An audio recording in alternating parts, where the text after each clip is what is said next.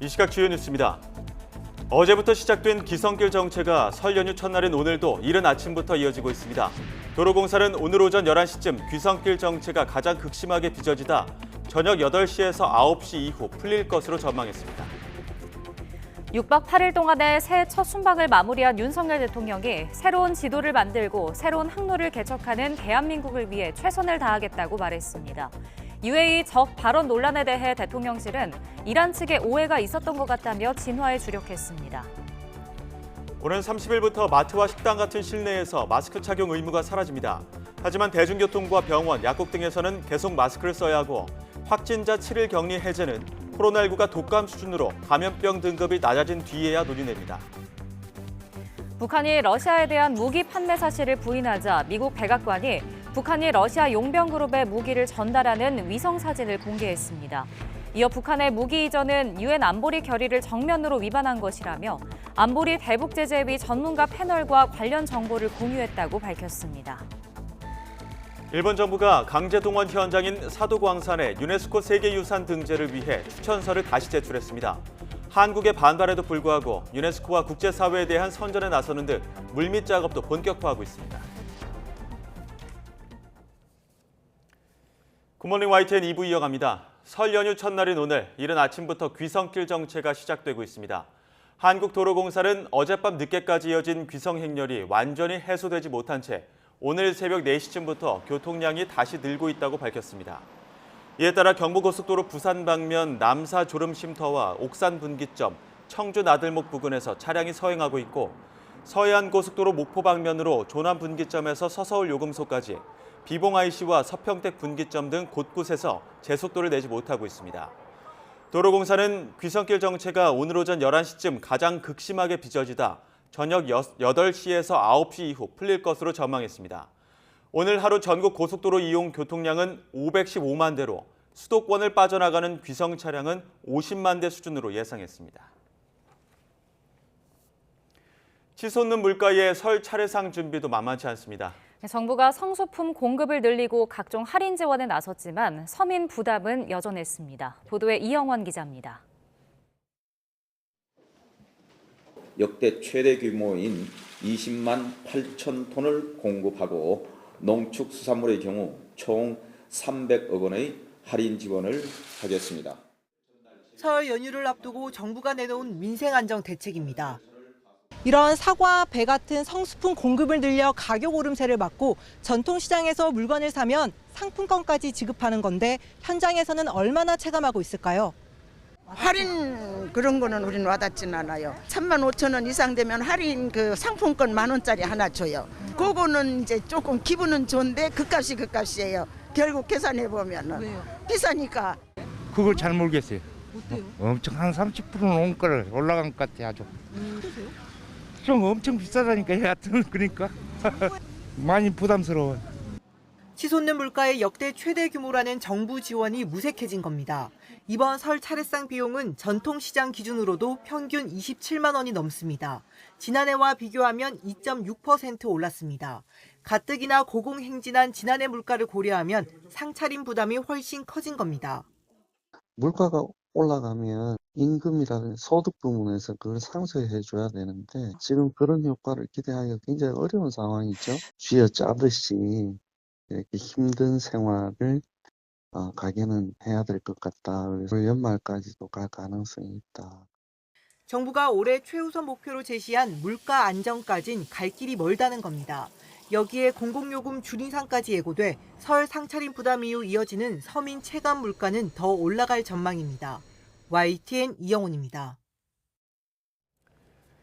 사회적 거리두기가 해제됐지만 설 연휴에 고향을 찾지 않겠다는 사람들이 늘고 있습니다. 특히 20대 젊은 층의 경우 이런 경향이 더 뚜렷하게 나타나고 있는데요. 왜 그런 건지 윤성훈 기자가 만나봤습니다. 서울에 있는 대학가. 설 연휴에 고향을 찾거나 친척을 만날 건지 물었습니다. 계절 학기를 들어서요. 그 시험이에요. 네. 가족들도 시간이 좀 없고, 그러니까 연휴가 되면 쉬고 싶어 하는 게 더 큰 것 같아서. 그냥 이렇게 원래 준비하고 있던 시험 준비를 계속할 생각입니다. 확실히 예전보다는 요즘이 좀 더 그렇게 친척분들을 많이 만나는 경향이 줄어든 것 같고, 연휴에도 아르바이트를 하거나 직장에 나가야 하는 것도 귀성을 선택할 수 없는 이유입니다. 알바를 해야 돼가지고 이제 일을 하다 보니까 좀 친척분들 만날 시간이 좀 없는 것 같습니다. 추가 수당이 조금 붙는 걸로 알고 있습니다. 일하는 일정도 겹치고 쉬는 날도 겹쳐가지고 일도 하고 쉬는 날에는 집에서 휴식을 취할 것 같아요. 모이는 시간이 하루밖에 겹치지 않아가지고 가는 시간에 비해서 만나는 시간이 짧아가지고 나흘 연휴를 오롯이 자신에게 쓰겠다는 답변도 있습니다. 좀 데이트나 아니면 친구들과 약속을 다녀올 생각입니다. 개인 일단 연차를 쓰지 않고 평일에 출근을 안 하고 쉼을 얻을 수 있는 시간이기 때문에 좀 더 저에게 도움이 되는 시간을 보내고 싶습니다. 지난해 추석을 앞두고 실시한 설문에서 응답자의 65%가 고향을 방문할 계획이 없는 것으로 나타났습니다. 특히 18세부터 29세의 33%는 연휴에 가족을 만나지 않을 거라고 답했습니다. 다른 연령대와 비교하면 확연히 높은 수준입니다. 그런 거에 대해 좀 자유로워진 느낌이 있어서 요즘에는 필수적으로 만나기보다는 좀 선택적으로 가족들을 만나고 뭐 놀고 싶으면은 그냥 친구들이랑 놀고 이런. 가족, 친인척과 오랜만에 한데 모여 두런두런 담소를 나누고 음식을 같이 먹는 게 당연하게 여겨지던 명절. 그러나 가족과 함께하는 것만큼이나 개인 시간도 중요해진 세대가 등장하며 명절 풍경도 달라지고 있습니다. YTN 윤성훈입니다. 설 명절 연휴에도 전국의 525개 응급실은 평소와 다름없이 24시간 운영합니다. 연휴 동안 문 여는 병의원과 약국 정보는 어디서 알 수 있는지 기정훈 기자가 알려드립니다. 연휴에 문 여는 병원이나 약국을 가장 쉽게 알 수 있는 방법은 스마트폰 앱입니다. 응급의료정보 제공이란 이름의 앱을 실행하면 가까운 응급실과 진료 중인 병의원, 문 연 약국을 쉽게 찾을 수 있습니다. 밤늦게까지 여는 달빛 어린이 병원은 물론 자동 심장 충격기가 비치된 곳도 한눈에 보여줍니다. 사용하는 스마트폰 기종에 따라 앱스토어나 플레이스토어에서 응급의료정보 제공을 검색하면 무료로 내려받아 설치할 수 있습니다. 컴퓨터로 응급의료 포털 이젠에 들어가면 같은 정보를 좀 더 큰 화면으로 찾아볼 수 있고 전화는 보건복지콜센터 129번과 시도콜센터 120번, 구급상황관리센터 119번에서 응급의료 정보를 제공합니다. 전국의 응급실 525곳은 연휴에도 평소처럼 24시간 진료하고 보건소 등 공공의료기관은 하루 평균 261곳, 병의원 등 민간의료기관은 하루 평균 2,823곳이 진료합니다. 약국은 하루 평균 4,560곳, 선별진료소와 임시선별검사소는 각각 평균 360곳과 40곳이 연휴 동안 문을 열 예정입니다. 의료기관 사정에 따라 운영시간이 바뀔 수 있어서 방문 전에 전화로 확인하는 게 좋습니다. 설 연휴에는 대부분의 병원들이 문을 닫기 때문에 응급실 내원 환자가 늘어날 것으로 예상이 됩니다. 그래서 비응급이시거나 경증 환자의 경우에는 응급실보다는 가급적 문을 연 다른 병의원을 이용해 주시기를 당부드립니다. 보건복지부는 지자체들과 함께 연휴 동안 응급진료 상황실을 운영해서 응급의료체계가 적정히 작동할 수 있도록 문 여는 의료기관들의 운영 상황을 점검한다고 밝혔습니다. 또 중앙응급의료 상황실을 24시간 가동하고 전국 42개 재난거점병원의 DMAT, 재난의료지원팀도 출동 대기 상태를 유지해 재난 상황에 대비할 방침입니다. YTN 기정훈입니다. 새해 들어 금연이나 운동 같은 새해 계획을 세운 분들 많으실 겁니다. 그런데 우리 몸은 작심삼일에 최적화돼 있어서 이 작심삼일로 끝나지 않으려면 오히려 작심삼일을 반복해서 하면 된다고 하는데요. 어떤 의미인지 김평정 기자가 알려드립니다. 새해가 되면 누구나 계획 하나는 세우곤 합니다. 작년에 너무 제 자신을 좀 돌보지 않은 것 같아서 건강을 좀 챙기고 싶어요. 그래서 집에 있는 운동기구 좀 방치되어 있었던 게 있었는데 그거 좀 활용하면서 규칙적으로 하루에 1시간 정도는 투자해서. 그러나 한 주, 두 주 지나는 동안 의지는 약해지고 계획은 흐지부지 되는 경우도 많습니다. 그런데 작심삼일은 뇌과학 관점에선 당연한 현상입니다. 뇌가 한 번에 다룰 수 있는 정보는 5개에서 9개 정도인데 새해 결심으로 새로운 정보가 추가되면 뇌의 과부하가 일어날 수 있어 포기로 이어질 가능성이 크다는 것입니다. 스트레스를 이기게 해주는 부신 피질의 방어 호르몬인 아드레날린과 코르티솔의 한계 시간이 72시간이란 점을 들어 계획을 세워도 사흘 정도 지나면 그만두고 싶어진다는 설명도 있습니다. 작심삼일의 위기를 극복하려면 변화된 행동을 계속 반복해 습관으로 만들어야 한다고 전문가들은 조언합니다. 만약 운동을 목표로 세웠다면 매일 30분씩 빠르게 걷기를 사흘 동안 해보자는 식으로 구체적인 방법을 설정하는 것이 좋습니다. 이를 잘 실천했다면 그 다음엔 40분씩 하는 식으로 강도를 점차 올려가면 됩니다. 이렇게 석 달 정도 실행하면 몸에 익은 습관이 되는데 그 과정에 주변 사람들의 역할도 중요합니다. 내가 어떤 이룬 작은 성과에 대해서 스스로 뭔가 대견하게 생각하거나 스스로 보상하는 것들, 그리고 주변 사람들이 그런 것들을 이루었을 때 관심을 가지고 계속 인정해 주는 것들, 이런 것들이 사실은 어떻게 보면 우리가 서로 이 연초에 마음먹은 것들 끝까지 마무리하는데 굉장히 큰 동력이라고 할 수 있습니다. 계획을 잘 이행하면 본인 스스로 선물을 하는 식의 보상 체계를 갖춰놓는 것도 도움이 됩니다. 또 처음에는 비교적 쉽게 달성할 수 있는 계획을 잡고 차근차근 성취감을 쌓아가면 더 어려운 과제도 훨씬 수월하게 도전할 수 있습니다. YTN 김평정입니다. 남북 긴장 관계가 높은 가운데 최전방에서 철책을 지키는 군 장병들은 명절을 앞두고도 임무 수행에 여념이 없습니다. 강추위에도 맞서며 훈련에 매진하는 수색대원들의 하루를 카메라에 담아봤습니다. 한현희 기자입니다.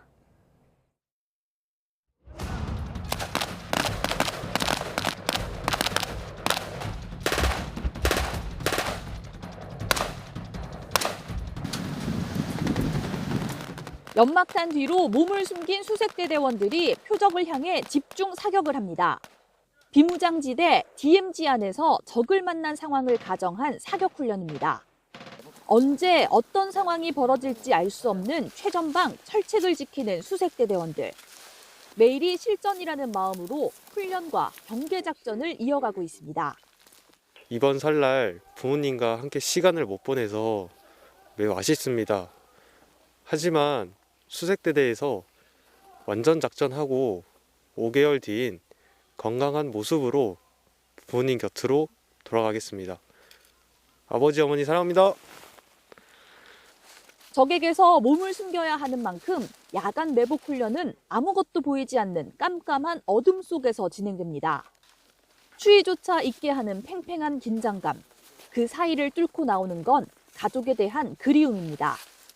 항상 이제 저를 사랑으로 이제 키워주신 것에 너무 감사하고 군생활 이제 잘 마치면 이제 후회 없이 호강시켜드리고 후회 없이 사랑하겠습니다.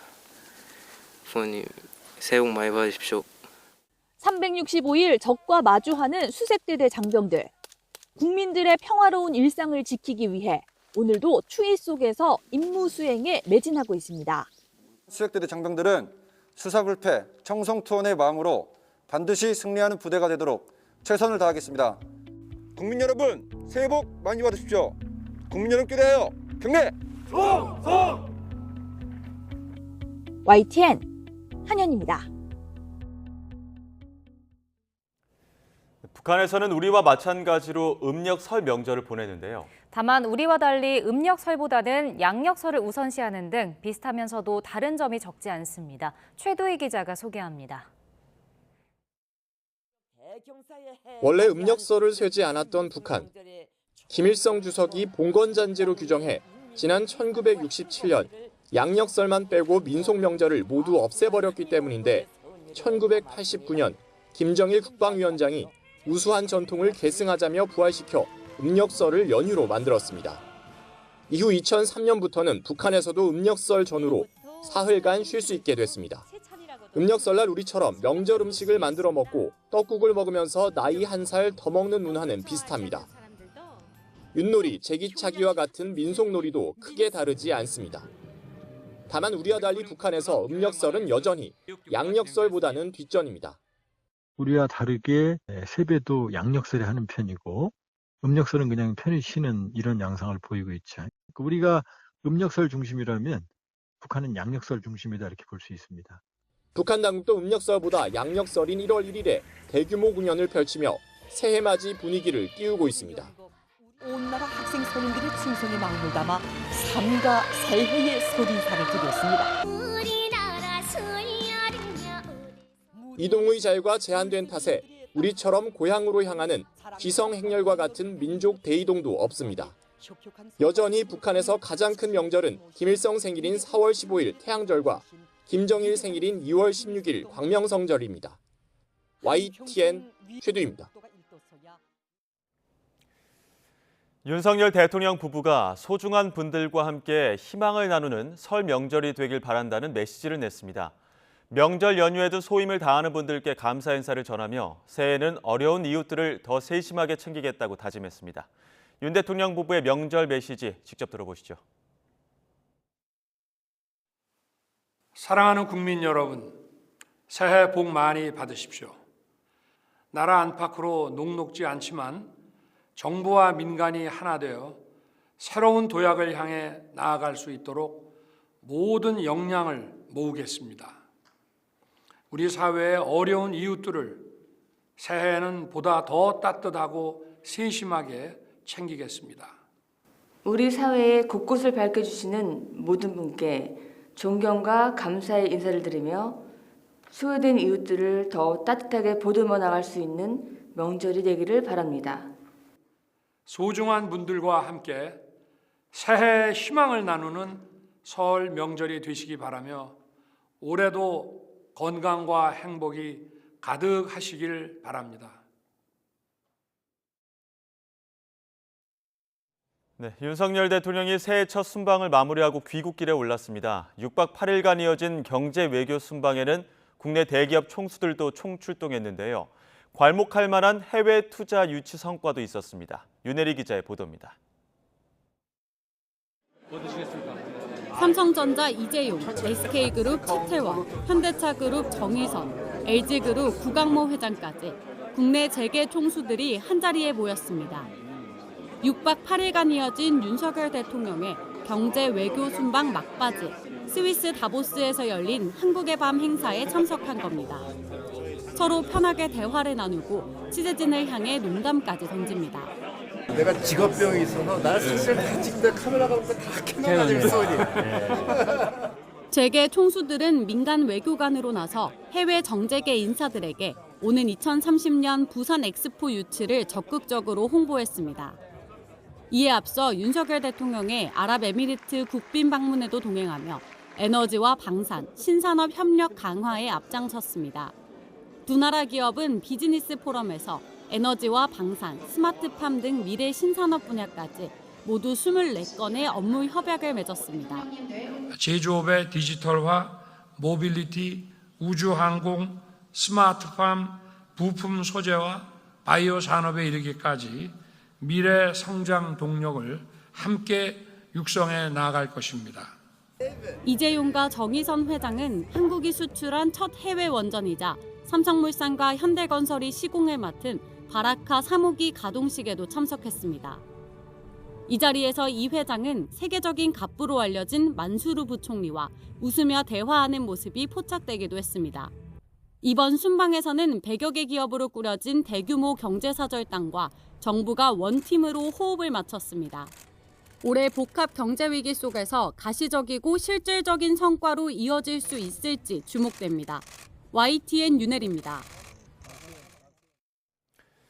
윤석열 대통령의 새해 첫 순방은 경제 성과가 두드러진 반면 논란도 남았습니다.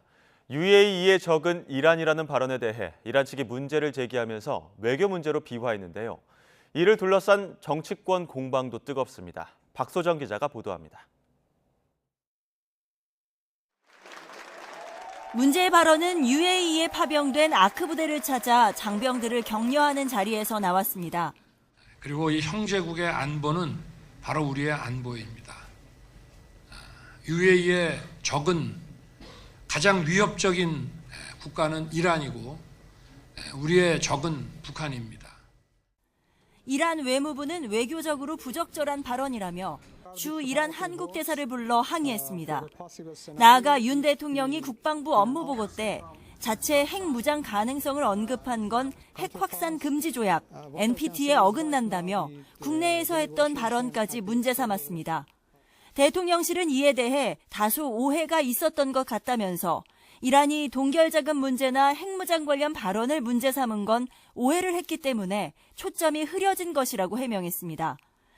또 오해를 증폭시켜 문제를 어렵게 만들 생각은 양측 모두 없을 거라며 오해가 풀릴 수 있을 거로 본다고 예상했습니다. 여야의 시각은 상반됩니다. 말 한마디에 천냥빚을 갚기는커녕 윤석열 대통령 자신이 외교 참사를 일으키며 국익을 훼손하고 국격을 갉아먹고 있습니다. 아니 대통령이 한국과 이란 관계를 언급한 것이 아니라 아랍에미리트와 이란 관계를 언급하면서 경로 차원에서 한 말인데 이게 왜 외교 참사로 되는 겁니까? 대통령 순방에서 논란이 인 건 처음은 아닙니다. 취임 후 첫 해외 방문이었던 나토 정상회의 때는 김건희 여사 사적 수행 문제가 불거졌고 영국, 미국, 캐나다 순방 때는 윤 대통령의 비속어 발언 논란이, 동남아 순방에선 MBC 전용기 배제와 특정 기자 기내 면담 등 언론관 이슈가 터져나왔습니다. 그동안 대통령실의 사과나 유감 표명이 나온 적은 없습니다. 이번에는 이란 발언을 둘러싼 외교 갈등을 어떻게 수습할지 시선이 쏠립니다. YTN 박소정입니다. 국민의힘 전당대회가 이제 40여일 남았는데요. 당권 구도는 여전히 안개 속입니다. 나경원 전 의원이 출마를 고심하는 사이 김기현 의원은 윤심을 앞세워 대세론 설파에 나섰고 안철수 의원은 결선 투표에 가면 1위가 될 것이라고 장담하고 있습니다. 김경수 기자가 보도합니다. 지난 17일 나경원 전 의원이 대구 동화사를 찾을 때만 해도 당대표 출마는 사실로 굳어지는 분위기였습니다. 조금 더 시기를 봐주시면 좋겠습니다. 이제 거의 저의 결심은 섰습니다. 그러나 제가 시기를 지금 말씀드리기는 좀 적절하지 않다고 생각을 하고요. 하지만 자신을 해임한 건 대통령의 본의가 아닐 거라는 나 전 의원 주장을 대통령실이 정면 반박하면서 상황은 급변했습니다. 당내 초선 의원들의 집단 비판 성명까지 나오자 다시 잠행에 들어갔던 나 전 의원은 결국 자신의 불찰이었다며 사과했습니다. 출마와 불출마의 갈림길에서 설 연휴 기간 여론 추이와 대통령실 그리고 당내 분위기를 보고 최종 결단할 거란 관측이 우세합니다. 다른 당권 주자들은 밥상 민심을 좌우할 설 연휴를 맞아 바삐 움직이고 있습니다. 친윤 대표 주자로 꼽히는 김기현 의원은 친윤 핵심 장제원 의원과 결성한 김장연대에 대한 반감을 의식한 듯 연일 연대 포용 탕평, 이른바 연포탕 띄우기에 나섰습니다. 과반 득표로 결선 투표 없이 이기겠다며 설 연휴 이후엔 수도권에서 대규모 출정식을 열고 대세론 확장에 나설 계획입니다. 어차피 김기현이가 대표가 될 것이다 라고는 확신을 가지고 선거 운동을 펼쳐나가고 있습니다. 갈수록 김기현의 당선, 김기현이 대표가 될 가능성은 더 높아지는 것이 확인될 것이다. 그동안 수도권과 청년층에 집중하던 안철수 의원은 설 연휴 직전 보수의 심장 대구를 방문하고 이명박 전 대통령을 예방하는 등 전통적 지지층 표심 잡기에 나섰습니다. 안 의원은 다자 구도가 형성돼 결선 투표까지 가면 이길 자신이 있다고 공언하며 나경원 전 의원이나 윤상현 의원과 연대할 가능성도 배제하지 않는 것으로 전해졌습니다. 수도권에서 이길 수 있는가 그런 점에서 아마 당원들께서 판단하실 텐데 그런 점에서 저는 1위를 할 자신이 있습니다. 결선 투표에서 1위를 할 자신이 있습니다. 20년 만에 당원 투표 100%로 치러지는 전당대회를 앞두고 당권 주자들은 윤석열 정부의 성공을 이끌 적임자를 자처하고 있습니다. 누가 당원들의 마음에 강한 인상을 남길지 이번 설 연휴가 전당대회 첫 승부처로 꼽히고 있습니다. YTN 김경수입니다. 더불어민주당 이재명 대표에 대한 검찰 수사가 본격화하면서 민주당도 경랑에 휩쓸리고 있습니다. 이 대표를 중심으로 검찰 수사에 맞서려는 친명계와 수사 추이를 지켜보는 비명계 사이 파열음도 잇따르고 있는데요. 설 밥상 민심이 민주당 앞날에 어떤 영향을 미칠지 주목됩니다. 조성호 기자입니다. 검찰 수사가 몰아칠수록 민주당 이재명 대표는 당내 단일 대우가 흐트러지는 것에 경계를 늦추지 않고 있습니다. 우리끼리 싸우면 안 된다. 네? 우리끼리 싸우는 거는 이적행위다. 진짜 엉뚱한 식인데 그 옆에 왜 토닥토닥 싸우는 거 있잖아요. 막 적이 몰려오는데. 최고위원들을 비롯한 지도부도 비명계에 포화를 쏟아내면서 이 대표를 엄호했지만 반발을 키우면서 갈등은 도드라졌습니다. 당내 일부 청개구리들이 있어요. 근데 그분들이 계속 개굴개굴 운다고 비가 계속 오는 건 아니죠. 생각이 다른 게, 야, 너 청개구리야, 너 수박이야, 맨날 너 빨갱이야, 너 반동이야, 뭐가 다릅니까? 민주당이 해서는 안 될 짓이에요, 그게. 대장동 위례 사건 검찰 소환 조사에 성남FC 관련 첫 출석 때와 달리 의원들 동행 없이 홀로 변호사와 함께 간다는 이 대표 결정도 결백을 강조함과 동시에 사법 리스크를 당과 분리해서 대응하라는 비명계 요구를 고려해 반발을 누그러뜨리려는 거란 해석이 나옵니다. 저는 잘한 그 결정이라고 생각합니다. 당과 결부해서 만약에 나아갈 경우에는 국민들께서 상당히 좀 불쌍스럽게 볼 수도 있고. 공교롭게도 이 대표 검찰 조사를 앞둔 시점에 문재인 정부 출신 인사들이 정책 포럼을 띄우는 등 친문계 움직임도 활기를 띠고 있습니다. 확대 해석에는 선을 긋고 있지만 친문 세력의 결집이라기보다 문재인 정부에서 국정 운영에 참여했던 분들이 모이시는 거기 때문에 친문계를 중심으로 윤석열 정부에 대응하는 구심점이자 비명계 결속의 불쏘시개 역할을 할 수도 있다는 관측입니다. 사법 리스크 현실화에 대비한 대안 지도 체제, 이른바 포스트 이재명 논의 필요성도 일각에선 움트고 있습니다. 오늘 당장 지고 오늘 당장 뒤로 물러난다고 해서 지는 게 아니에요. 멀리 보고 길게 보고 민심을 믿고 가는 길이 전 맞다고 보거든요. 윤석열 정부와 각을 세우며 연일 민생을 강조하는 행보에도 당 지지율이 좀처럼 반등으로 이어지지 않는 것도 이 대표에겐 잠재적 불안 요인으로 꼽힙니다. 이재명 대표를 필두로 민주당이 1년여 앞으로 다가온 총선 준비에 매진할 수 있을지도 결국은 이 대표 사법 리스크 그리고 검찰 수사를 바라보는 여론에 달려 있습니다. 설 밥상 민심 향배에 민주당이 촉각을 바짝 세울 수밖에 없는 이유입니다. YTN 조성호입니다. 김성태 전 쌍방울그룹 회장을 구속한 검찰은 이제 민주당 이재명 대표의 변호사비 대납 의혹 수사에 주목하고 있습니다. 하지만 쌍방울 전환 사채 20억 원어치가 이 대표의 변호사에게 흘러갔다는 증거는 아직 확보하지 못한 상황입니다. 송재인 기자의 보도입니다. 쌍방울의 이재명 대표 변호사비 대납 의혹은 재작년 10월 한 시민단체의 고발로 불거졌습니다. 이 대표가 경기지사 시절 선거법 사건 재판 당시 변호사비 수임료로 3억 원을 썼다는 건 사실이 아니라며 근거로 대화 녹취록을 제시했습니다. 녹취록에는 이 대표 변호인단에 포함된 A 변호사가 현금 3억 원과 3년 뒤 팔 수 있는 상장사 주식 20억여 원어치를 받았다는 내용이 언급된 거로 알려졌습니다. 이에 검찰은 A 변호사가 대표로 있는 법무법인을 압수수색하고 기존 쌍방울 내부비리 수사팀과 합동 수사팀을 꾸려 자금을 추적해왔습니다. 이때가 지난해 8월인데 쌍방울 측도 적극적인 해명에 나섰습니다. A 변호사가 대표로 있는 법무법인에 흘러간 20억 원은 법인에 소속된 다른 B 변호사에게 지급된 거라고 해명했습니다.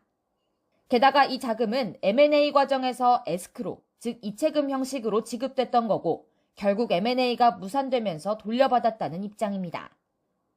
검찰 출신인 B 변호사는 과거 대검찰청 중앙수사부에서 윤석열 대통령과 함께 재직하기도 했습니다. 검찰은 이를 뒤집을 만한 증거는 아직 확보하지 못한 것으로 전해졌습니다. 대신 김 전 회장이 전환사채 유통 과정에서 100억 원대 비자금을 조성한 것으로 보고 이 가운데 일부가 A 변호사 쪽으로 흘러들어갔는지 들여다보고 있습니다. 검찰은 전환사채 유통 과정 전반을 들여다보며 빈틈을 찾고 있는데 김 전 회장은 쌍방울의 금고지기가 알아서 했다며 자신은 모른다는 입장입니다.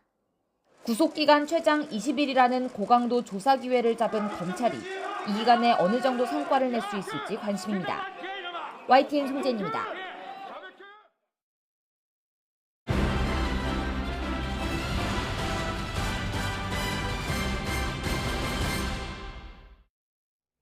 올해 우리 경제는 고물가와 고금리, 고환율, 이 3고 현상이 채 풀리기도 전에 경기 침체와 저성장의 늪에 빠질 수 있다는 경고가 나오고 있습니다. YTN은 이번 설 연휴에 올 한 해 위기 속에 놓인 우리 경제를 진단하고 위기를 기회로 활용할 해법을 찾아보는 기획 시리즈를 매일 2편씩 준비했습니다. 첫날인 오늘은 고금리의 직격탄을 맞은 금융 분야를 짚어보겠습니다. 보도에 강희경 기자입니다. 코로나19 사태로 0%대를 찍었던 기준금리는 지난해 본격적으로 오르기 시작했습니다. 사상 처음으로 두 차례 빅스텝까지 밟으며 기준금리는 1년 5개월 만에 3%포인트 뛰었습니다. 기준금리를 50bp 인상하기로 결정하였습니다. 갑작스러운 고금리에 자금시장은 흔들렸고 레고랜드 사태는 직격탄을 날렸습니다.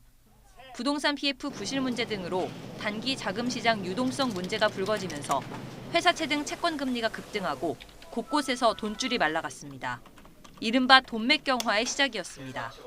최근에 강원도 사태라든가 이런 것 때문에 저희가 생각하지 못한 또 돌려면서 또 민감하게 변하기 때문에 여파는 경제 전반에 미쳤습니다. 안 그래도 기준금리가 오르는 가운데 정부가 은행채 발행 자제를 권고하자 시중은행들은 수신금리를 올려 자금을 모으기 시작했습니다. 부동산 PF 대출로 건전성에 경고 등이 들어온 저축은행은 더 경쟁적으로 수신금리를 올렸고 비용 상승은 결국 대출금리 인상으로 이어졌습니다. 수익성 악화를 이유로 저축은행들은 급기야 신규 대출을 속속 중단하고 있는 상태입니다. 자금을 조달하는 금리가 지나치게 높아져 버리면 거기서 마진을 붙여서 대출을 해줘야 된단 말이에요. 자산은 부실화의 위험성이 커지고 있는데 자금을 구하기는 점점 더 어려워지면서 여신 전문 금융채권, 여전채 금리 급등으로 카드사와 캐피탈사도 비상이 걸렸습니다.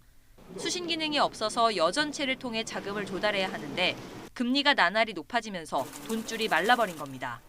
여전채 금리가 오르게 되면 또 그 고객이라고 할 수 있는 카드를 이용하시는 분이라든지 카드론을 이용하시는 분들의 금리가 올라가게 되고 또 건전성 문제가 불거지면서 2금융권, 여기에 3금융권으로 불리는 대부업권마저 조달금리 상승 여파 등으로 대출문을 걸어 잠그고 있는 상황.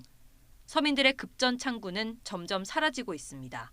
자금 시장이 조금씩 안정을 찾아가고는 있지만 부동산 PF 문제가 여전한 데다 고금리도 쉽게 꺾이기 어려운 상황인 만큼 유동성 위기는 당분간 우리 경제를 계속 짓누를 것으로 보입니다. YTN 강희경입니다. 네, 이처럼 어려워진 금융 상황을 어떻게 슬기롭게 극복할 수 있을까요? 이어서 김지선 기자가 보도합니다. 경기 불황이 예고된 만큼 올해는 투자 전망도 밝지 않은데요. 그래도 여윳돈이 생긴다면 무얼 하고 싶은지 시민들에게 물었습니다.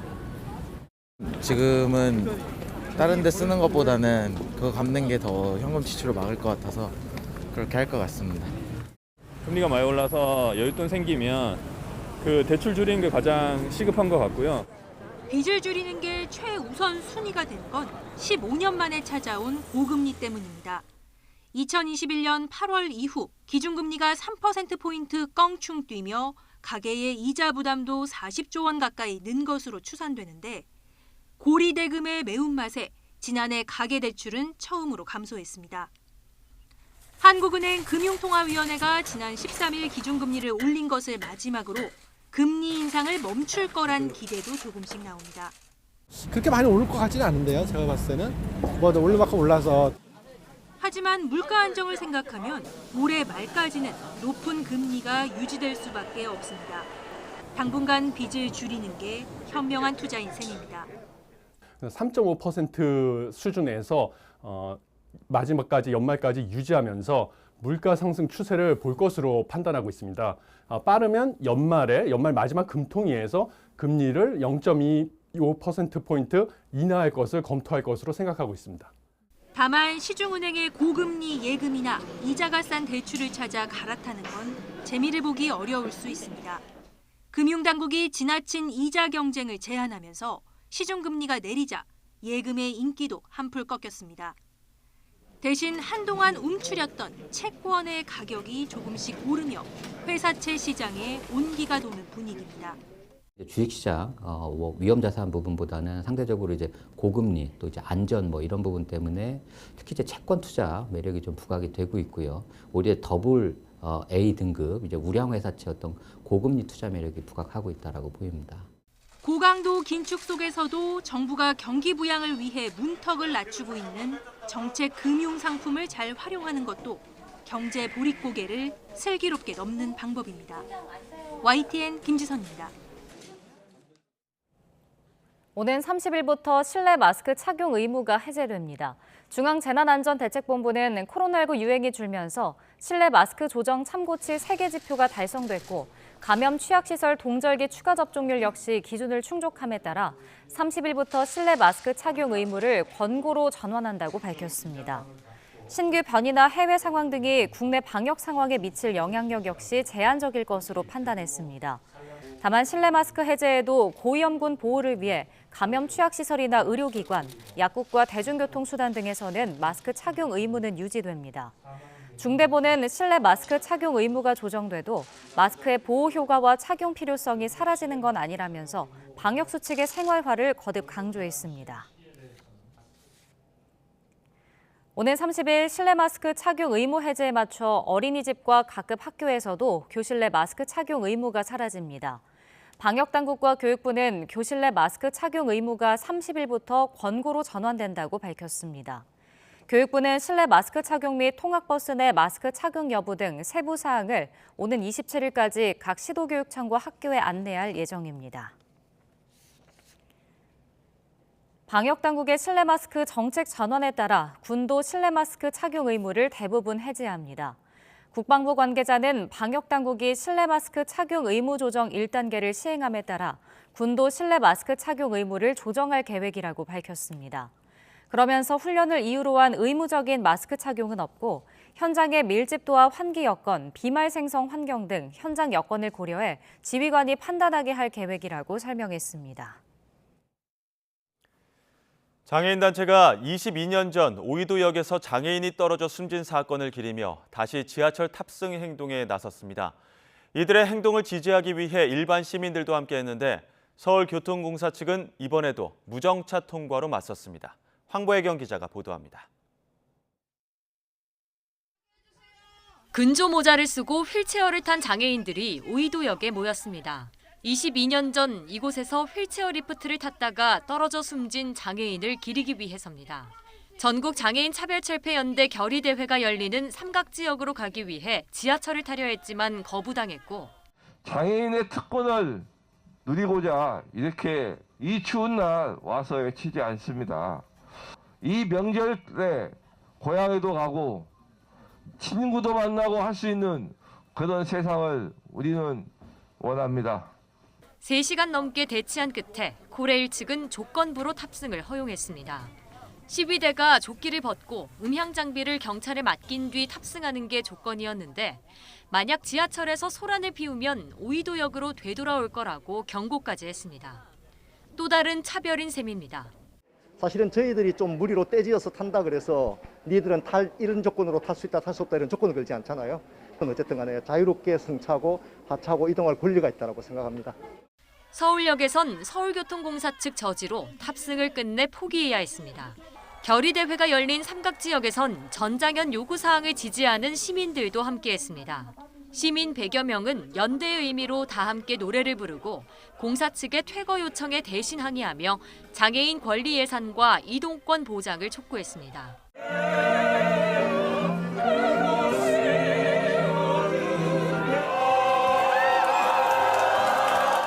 이후 지하철에 올라타려는 전장현 관계자들을 경찰이 가로막는 과정에서 물리적 충돌이 빚어졌고 지하철은 40분 가까이 삼각지역을 그대로 지나쳐야 했습니다. 현재 시로 인하여 한국에 방된 열차가 무정차 통과 주의원이 결국 무정차 통과로 마무리된 오이도역 사고 22주년 시위. 전장현 측이 오세훈 서울시장에게 시민들과 함께하는 공개 대화에 나서라고 촉구한 가운데 서울시가 이 대화에 응할지는 미지수입니다. YTN 황보혜경입니다. 어제 저녁 6시 20분쯤 경기도 성남시 경부고속도로 서울 방향 서울요금소 근처 1차로에서 대형 버스 5대가 추돌했습니다. 이 사고로 버스에 타고 있던 승객 등 40여 명이 다쳤고 이 가운데 중상자 1명을 포함해 20여 명은 병원으로 이송됐습니다. 사고 수습으로 상행선 일부 차로가 3시간 넘게 통제되면서 설 연휴를 앞둔 주말 저녁 한때 극심한 정체를 빚었습니다. 사고가 난 차량은 고속버스와 기업체 통근버스, 중앙경찰학교 버스, 관광버스 등으로 모두 90여 명이 탑승했던 것으로 전해졌습니다. 전동차에 그래피티를 몰래 그린 뒤 해외로 달아났다가 강제 송환된 미국인이 구속됐습니다. 인천지방법원은 전국 지하철 기지를 돌며 그래피티를 몰래 그린 혐의를 받는 27살 미국인 A씨에 대한 구속영장을 발부했습니다. 재판부는 A씨가 도주할 우려가 있다며 영장 발부 이유를 설명했습니다. A씨는 공범인 다른 이탈리아인 남성과 지난해 9월 서울과 인천, 광주 등 전국 지하철 차량기지 9곳에 몰래 들어간 뒤 스프레이로 전동차 외벽에 그래피티를 그리고 달아난 혐의를 받습니다. 어제 오후 4시 반쯤 강원도 고성군 송지호 둘레길에서 태어난 지 1개월 안팎으로 추정되는 남자아이가 발견됐습니다. 경찰은 둘레길을 걷고 있는데 갓난아이의 울음소리가 들린다는 신고를 받고 출동했습니다. 아이의 건강 상태는 양호한 것으로 전해졌습니다. 경찰은 현장 인근 CCTV를 확인하는 등 사건 경위를 조사하고 있습니다.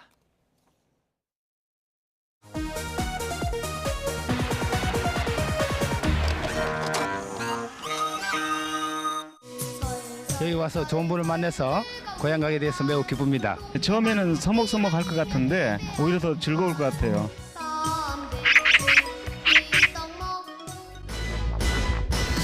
설 연휴에 고향 갈 길이 막막한 사람들을 위해 차를 함께 타고 가는 카풀 이용자들이 늘고 있습니다. 안녕하세요. 안녕하세요. 고향 사람의 차에 오른 사람들의 얼굴에선 어느새 걱정이 사라집니다. 영후남으로 갈라졌던 귀성길도 처녀 총각 100명이 같은 버스에 타고 고향으로 내려가면서 오늘의 만남이 인연으로 이어지고 화합의 기반이 되기를 기대했습니다. 고향에 가니까 굉장히 기쁜 마음이 들고요. 그리고 이렇게 즐거운 시간도 가질 수 있고요. 좋지 않은 회사 사정이지만 그래도 회사 측이 귀성버스를 마련해줘 여간 고맙지 않습니다. 고향길을 배웅하기 위해 나와 있던 임직원도 무사히 고향길을 다녀올 것을 바랍니다. 온 가족들이 한마당에서 설레는 마음으로서 지금 고향으로 마음은 뛰어가고 있습니다. 마음가짐을 다시 새롭게 해서 업무에 전혀 지장이 없도록 돌아왔으면 싶은 기. 예매가 시작되기 전 아예 전날 밤부터 일찌감치 간단한 친구류를 챙겨 나온 사람들도 있습니다.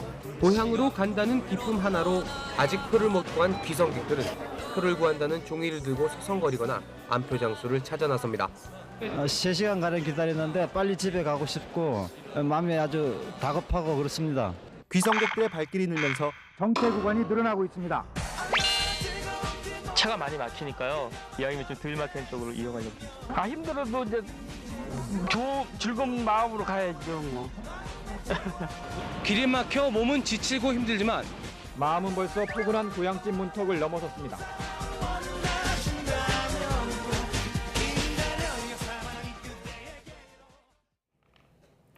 북한이 러시아에 대한 무기 판매 사실을 부인하자 미국 백악관이 북한이 러시아 용병그룹인 와그너 그룹에 무기를 전달하는 위성 사진을 공개했습니다. 존 커비 국가안전보장회의 전략소통조정관은 백악관 브리핑에서 최근 북한 관리들이 와그너 그룹에 대한 무기 판매설이 거짓이라며 부인했지만 이는 사실로 드러났다며 사진을 내보였습니다. 커비 조정관은 지난해 11월 18일 5량짜리 러시아 열차가 북한으로 넘어간 뒤 컨테이너를 싣고 다시 러시아로 돌아갔다며 북한의 무기 판매 증거로 제시했습니다. 그러면서 북한의 무기 이전은 유엔 안보리 결의를 정면으로 위반한 것이라며 유엔 안보리 대북제재위원회 전문가 패널에 관련 정보를 공유했다고 밝혔습니다. 네팔 당국이 지난 15일 포카라에 추락한 72명 탑승 여객기 추락 사고와 관련해 실종자 수색 작업 종료를 선언했다고 EFE 통신이 보도했습니다. 사고 여객기가 속한 네팔 예티항공 대변인은 당국이 남은 실종자 1명에 대한 수색 구조 작업을 끝내기로 했다고 밝혔습니다. 그는 DNA 테스트를 통해 해당 실종자의 시신 일부가 다른 이의 시신과 섞였는지 여부 등을 확인할 예정이라고 덧붙였습니다. 유모 씨 부자로 알려진 한국인 희생자 시신 두 구는 지난 17일 수도 카트만두로 옮겨졌으며 유가족과 외교부 등이 신원 확인을 마친 상태입니다. 우크라이나의 강력한 요청에도 불구하고 서방 측의 공격용 탱크 지원이 일단 불발됐습니다. 미국과 독일 등 50여 개국의 국방장관과 당국자들이 문제를 논의했지만 탱크 공급을 주저하는 독일과의 이견을 해소하지 못했습니다. 보도에 이상순 기자입니다. 최대 격전지 바흐무트에서 우크라이나군의 탱크 부대가 이동하고 있습니다. 러시아군에 비하면 질적으로나 양적으로나 열세입니다. После, смотрите, все наше вооружение где-то 60-х годов. А у них уже идет это 80-е. Разница же есть. 그러다 보니 우크라이나는 서방 진영에 러시아에 맞설 강력한 공격용 탱크 지원을 호소해왔습니다. And I can thank you hundreds of times, and it will be absolutely just and fair given all that we have already done. But hundreds of thank you are not hundreds of thanks. 이에 따라 독일의 람슈타인 미 공군 기지에서 열린 우크라이나 방위연락그룹 회의는 독일산 레오파드2 탱크 지원 문제가 쟁점이었습니다. 미국과 독일 등 50여 개국 국방장관 등이 머리를 맞댔지만 결국 합의는 실패했습니다. 당사자인 독일의 유보적 입장 때문이었습니다. We don't fear anything. We have just responsibility for our population in Germany and in Europe. And we have to balance all the pros and cons before we decide things like that, just like that. 독일은 내심 미국도 M1 에이브람스 탱크를 지원해 러시아의 위협을 분산시켜주길 바라고 있습니다. 유지보수 문제를 이유로 탱크 지원을 배제한 미국은 당혹해하면서도 일단 독일과의 동맹 관계는 굳건하다고 강조했습니다. They are a reliable ally, and they've been that way for a very, very long time. And I truly believe that they'll continue to be a reliable ally going forward. 공격용 탱크 지원이 또 무산되자 베를린에서는 레오파드2 탱크를 우크라이나에 즉시 공급하라는 시위가 열려 독일 당국을 성토했습니다. YTN 이상순입니다. 우주에는 세포를 파괴하는 치명적인 우주 방사선이 가득해 달에 다녀온 우주인은 암에 걸릴 위험이 클 거란 우려가 늘 있었습니다. 그런데 지금까지 지구 저궤도를 벗어났던 우주인들의 평균 수명이 미국인 평균 수명보다 훨씬 긴 것으로 나타나 실제로 우주 탐험이 인체에 어떤 영향을 미치는지에 대한 연구가 지금도 계속되고 있습니다. 최소라 기자가 전해드립니다. 지난 1968년 인류 최초로 지구 궤도를 벗어난 미국의 아폴로 8호. To turn our back on the quest for knowledge is to perish. Frank Borman, commander of Apollo 8. 이후 1969년 인류 최초로 달을 밟은 닐 암스트롱 등 3명을 태운 아폴로 11호와 1972년 마지막으로 달을 방문한 아폴로 17호 등 지구 저궤도를 벗어난 우주선은 모두 9기. 우주선을 타고 지구 저궤도를 벗어났던 사람은 모두 24명입니다. 이 가운데 현재 생존자는 10명인데 평균 나이가 91살로 미국인 평균 수명인 76살을 훌쩍 넘겼습니다. 사망한 14명의 평균 수명도 76살이어서 이들 모두의 평균 나이는 81살이었고 사망 원인이 우려됐던 암으로 드러난 건 2명뿐이었습니다. 아폴로 계획으로 달에 갔다 온 사람들은 사실 직진해가지고 며칠 만에 갔다 왔잖아요. 그러니까 방사선 노출량이라는 게 일단 그렇게 많지가 않은 거죠. 그 입자들이 유전자에 부딪혀가지고 DNA가 파괴되거나 이런 문제들, 그 다음에 세포에 염증을 일으킬 가능성에 대한 문제들. 이런 가운데 올해부터 우주 방사선의 인체 영향을 알아보기 위한 연구가 본격화합니다. 나사는 지난해 발사한 아르테미스 1호의 캡슐에 사람 장기와 뼈, 연 조직으로 이루어진 마네킹 2구를 실어 보냈습니다. 지난달 지구에 귀환한 캡슐을 수거하는 데 성공했고 지난주에는 마네킹들을 케네디 우주센터로 옮겨 각종 센서 확인을 통해 연구를 시작했다고 밝혔습니다. 내년 유인 달 궤도선에 이어 내후년 유인 달 착륙선까지 50여 년 만에 유인 달 탐사를 앞두고 우주 방사선의 인체 영향을 면밀히 살펴보겠다는 계획입니다. YTN 사이언스 최소라입니다.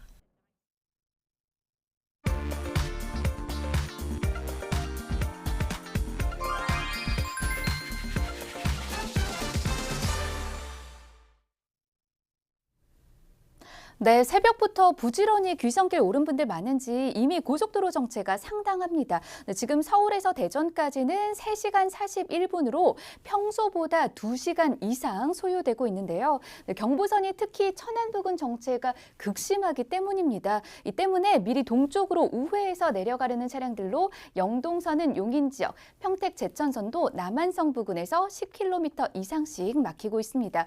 그리고 지금 서울에서 목포까지는 무려 6시간 가까이 걸리는데요. 서해대교 건너기까지가 많이 붐비기 때문입니다. 하지만 뭐니 해도 가장 어려운 노선은 바로 경부선인데 총 70여 킬로미터에 육박하는 정체길입니다. 먼저 경기권에서는 기흥부터 남사까지고요. 무엇보다 천안 일대 정체가 청주까지 38km 길이로 상당히 깁니다. 네, 논산 천안선도 논산 방향으로 남천안부터 차량터널, 다시 한번 정안부터 남공주까지 속도가 뚝 떨어져 있고요. 호남으로 내려가는 길 서해안선 말씀드린 것처럼 매송 이후로는 서해대교 건너기까지 대부분의 구간에서 답답한 흐름입니다. 네, 영동선 강릉 방향으로는 신갈부터 양지까지 정체 역시 긴데 오늘은 영동선도 이 버스 전용 차로제 시행 중이니까 참고해 주시기 바랍니다. 네, 영동선 지나 중부선을 거쳐서 내려가는 분도 많으시죠? 이천 휴게소부터 남이천, 다시 한번 서청주 부근에서 막힙니다. 안전띠는 모든 좌석에서 착용해 주시고요. 고속도로 교통방송이었습니다.